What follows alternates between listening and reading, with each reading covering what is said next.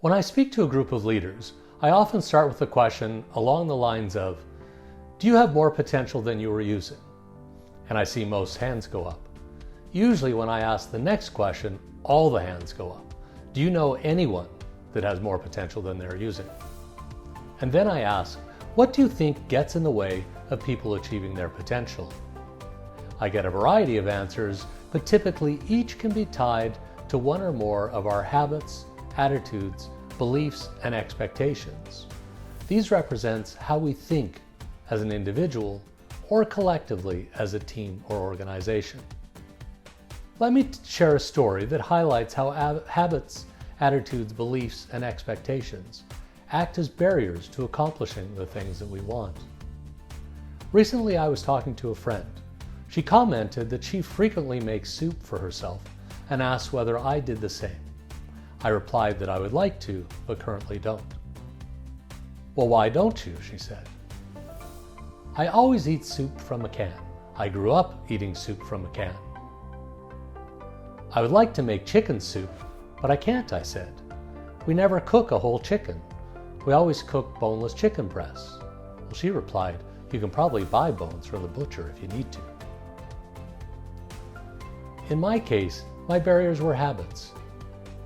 I'm in a rut with respect to the soup I do eat. And I have created a mental barrier because of the choice of the chicken we normally eat. What other answers might people give for not making soup? Well, maybe the last time I tried to cook something new, it was a flop. I don't want to go through that again. Well, that would be a sign of an attitude acting as a barrier. Past experience creating some type of emotion that steers people away from achieving a goal. Others might say, I don't know how to make soup, or it's hard to make soup. I'm not a good cook. I could never make soup. Well, these are beliefs. And where did they come from? Well, again, maybe a bad personal experience. Maybe somebody they know said these things, and they chose to believe them. I could try, but it probably wouldn't turn out very well. Well, that's an example of an expectation based likely on some type of past experience. And then there's the catch-all. I just don't have time. Well, this could be habits. Other things are using up all my time. Or it could be beliefs. Maybe I think it takes longer to make soup than it actually does. Apparently, it only takes about 15 minutes of prep time and about 5 hours of waiting. What is the chicken soup in your life or business?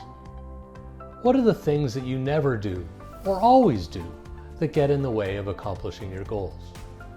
Has your organization tried and failed so it backs away from new challenges or opportunities?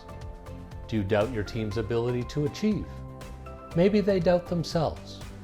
And what about time? What are the things for which you don't have the time?